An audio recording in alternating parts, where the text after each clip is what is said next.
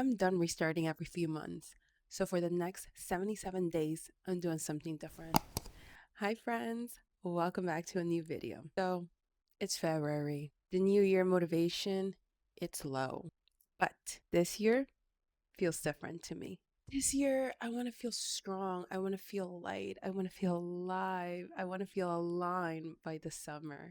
And here's the thing, it doesn't matter what month it is. You can start building forward at any moment. Now, my half marathon taught me that I can follow through. It taught me that, quote unquote, I can do hard things. Now I want to apply the same discipline in a different way. In my last video, I share my half marathon experience, the ups and the downs. Doing this half marathon taught me that I can commit. It taught me that I can follow through. So I'm unstoppable at this point, and so are you. So starting February 16th to May 4th, I am doing a 77-day body recomp. This isn't some crash diet or summer shred. This is a new lifestyle for me. So, quick little thing. You're probably wondering, what is a body recomposition? So, body recomposition in basic terms is basically when you lose fat and retain or gain muscle.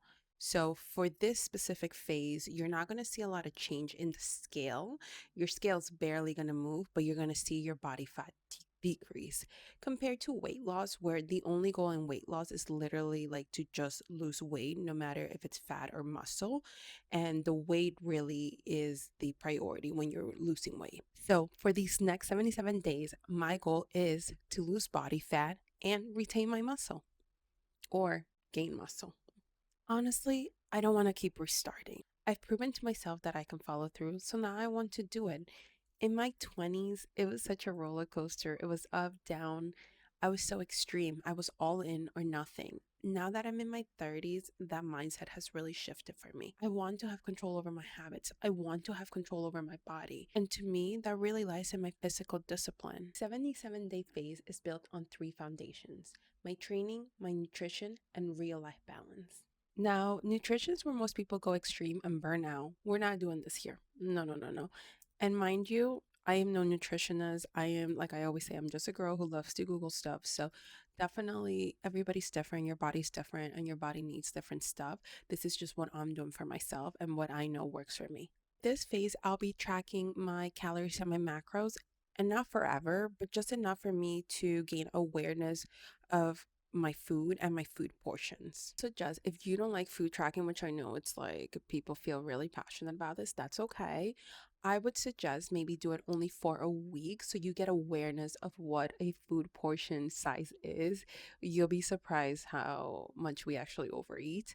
And if you really, really are like, Michelle, I can't do that. It's like, I get it. I get it. Nobody's judging you. I would say here, at least track your protein, and then everything else just kind of like a balanced plate. So every meal, you have your protein, your carb, and your healthy fat. Now, as this is a body recomp, I'm really going to be focusing on my protein because protein helps rebuild and build your muscle. I'm aiming to about 145 grams of protein per day. For my calories and macros, calories, I'm aiming between 1,850 to 1,950.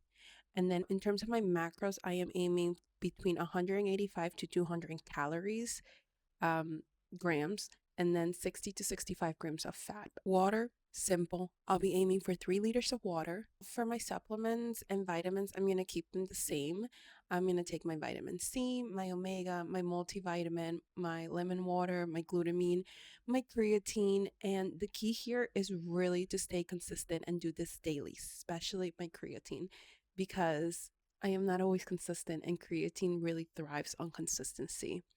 I swear creatine must be a Taurus because I get it. I want to remind you the food is supposed to be fun. I don't want you to look at this as such a restrictive way, but rather a shift in your mindset. Make it work for you, but with balance. If you want pasta for dinner, girl, go ahead and eat your pasta, but know your serving size, all with balance. Now, I honestly live by the 80-20 rule. That means most of the time, 80%, I'm intentional.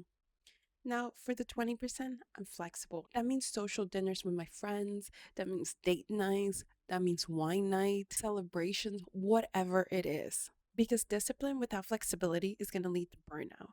And then burnout is going to lead to us restarting all over again. And we are ending that cycle now. My training is going to be comprised of 3 strength training days, 2 cardio days, and then active recovery with like yoga and Pilates. My strength training days are going to be 1 lower, 1 upper, and 1 full body. My running days is going to be a like 3, 4 mile run, simple.